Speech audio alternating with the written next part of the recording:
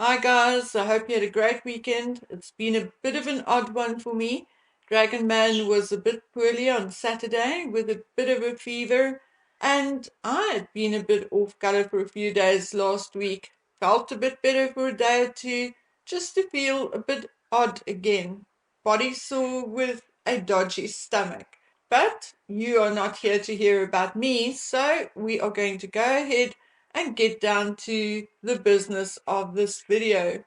If there is one thing the whole Harry and Meghan saga had caused, then it is that we no longer believe a single thing which is said in the media about the royals anymore, about any of them.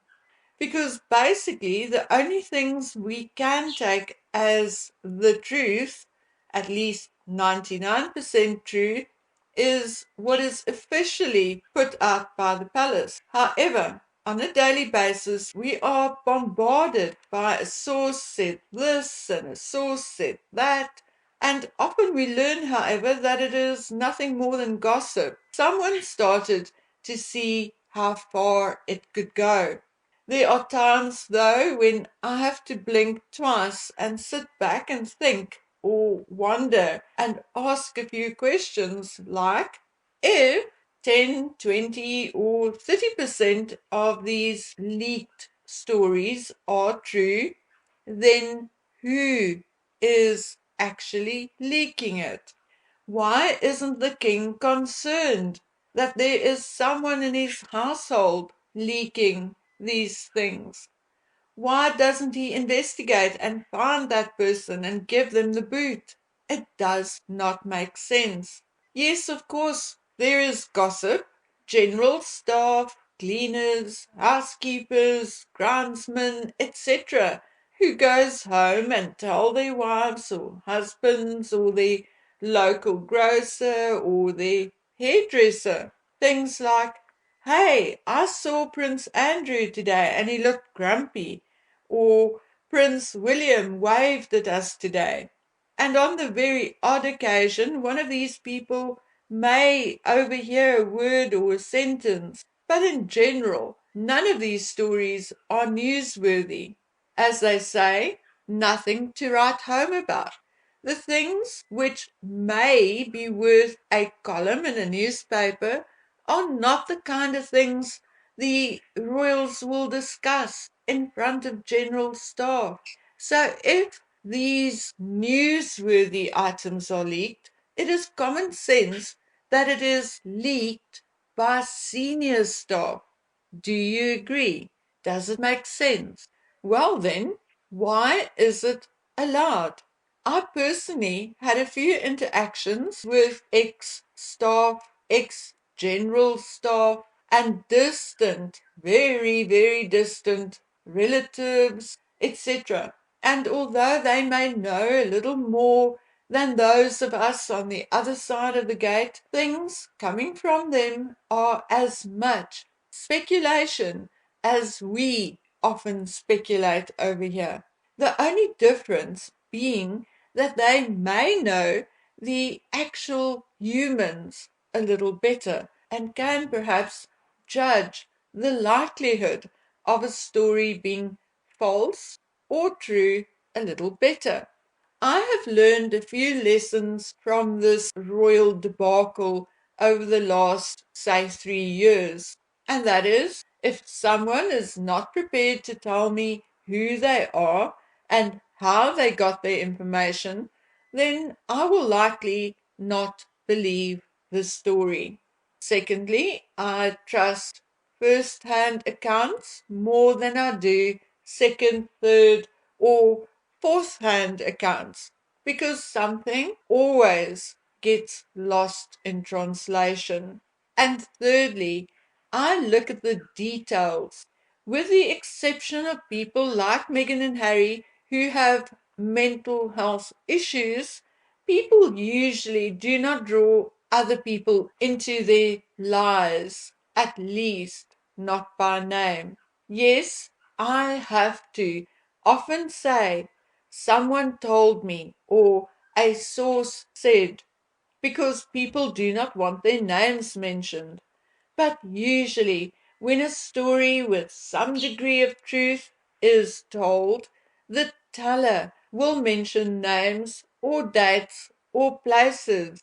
If all three of these things are absent from a story, it is likely nothing more than imagination or then fiction. I lately started to apply the same criteria to newspaper reports, and that is why this one in particular concerns me. The article is titled King Charles Seeks Justin Welby's Help to Broker a Deal Between Harry and William. According to the article, King Charles has asked the Archbishop of Canterbury to persuade Harry to attend his coronation, according to the Mail on Sunday. Allegedly, Prince William is opposing the idea. According to unnamed sources, yes, there we go with the unnamed sources, as part of the deal, Harry will be assured that he will not have his titles removed and will be given a high-ranking seating position in the Abbey. According to the source, the king thinks Harry and Meghan's absence will be more distracting than their presence. I'm not 100% sure that I believe this report, but from all indications and from what I hear from a person I have learned to trust, Mr. Birdie, there is indeed an element of truth in the story as far as he is aware. He told me, in all honesty, that he does not know whether it is true or not that the king approached Justin Welby for assistance. But it is not impossible, because the king may think that an approach from the archbishop may be better received by Harry and Meghan than an approach from one of the palace courtiers. What he can tell me as fact is that the king has always been of the mindset that he wants both his sons there, even after the Netflix documentary and even now after Harry's book. He says that it is 100% true that the king feels that Harry not being there will be a greater distraction than him being there. My source also tells me that it is true that the rest of the family is indeed very divided on the issue. What bothers my source and everybody in his circle is that in none of these articles, or indeed in any of the discussions he was privy to, discussions he reiterates and wants me to reiterate did not include the King or Prince William, is what the public wants or expect being brought up or discussed. And according to my source, that is a particular issue as far as he is concerned. The coronation is not a family event, like, for instance, the Christmas walk at Sandringham, but it is a state function paid for by the state, or then to an extent from tax and other contributions by the public, and therefore in any consideration the public's opinion should take priority. Without giving too much away, it is part of my source's job to keep an eye on statistics or then public opinion, although he is not a mathematician or a figures man, and what concerns him is the fluctuating rise and fall of public opinion on the monarchy and the king. He says that after the Queen's death, there was indeed a sudden and sharp increase in popularity for almost all of the senior members of the royal family, including the King and Queen consort. But now, not quite 6 months later, there has been a sharp decline in statistics. He says it concerns him that he cannot clearly gauge what the outcome would be should a referendum on the future of the monarchy be held now. It is his guess that the monarchy will still walk away with a win, but not the kind of win it would have had maybe 5 years ago. He says that he doubts that there will be niemand, Mr Birdie. Nay, he says that he doubts that there will be more than a 60% majority in favor of the monarchy, but more than that, it bothers him that he cannot make a more accurate prediction. He says that the monarchy has not been this vulnerable in about 100 or more years. He says that he fears that if the king does not pay more attention to public opinion and do so more openly, that the figures will swing to the negative very soon. The problem is not just Harry and Meghan, although that is the most obvious one because it is what is in the media most. But there's also Prince Andrew and a number of other unresolved issues which are not discussed in the media, but which are certainly discussed in meetings all over the country. An example being the leasehold matters of the Duchy of Cornwall, and another being clearer and better defined laws, rules, and agreements concerning tax. And according to my source, these matters are only the beginning of a long list of issues. I asked whether there are suggestions he could make which could or would ensure the stability and improve the monarchy's popularity, and he said no, but he can give me his opinion.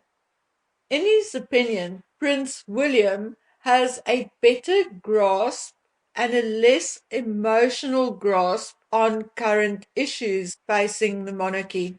Unfortunately, Prince William also has more frustrations with regards to his insights and opinion at the moment, which in turn is partly responsible for the lack of action and clear and productive decisions being made.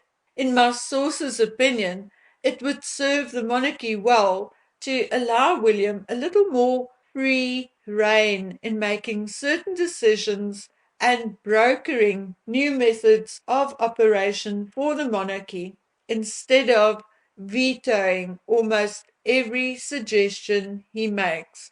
My source says the king would be doing himself a favor by acting like a figurehead instead of wanting to manage every aspect of operations. My source also says that contrary to what the media and certain experts are saying, it is his opinion that Prince Andrew should be given the freedom to attempt to clear his name if that is what he wants to do. In his opinion, the public opinion of Andrew is indeed influencing the public's opinion of the monarchy as a whole. As far as Harry and Meghan are concerned, it is his opinion that the monarchy has to distance itself from the couple, at least publicly, for at least a while. If the king really does not want to take those titles, then at least do not involve them in any public events, including the coronation.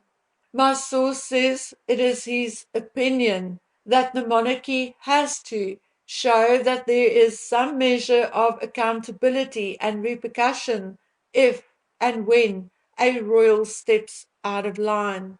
And finally, my source says it is his opinion that there is far too much talk and far too little action, and that he thinks that is the public's main source of frustration with the king and the monarchy at the moment, as I could sense that my source was getting a little uncomfortable and felt that he may have said too much concerning the monarchy and maybe exposing himself too much. I asked one last question, and I asked it about Harry.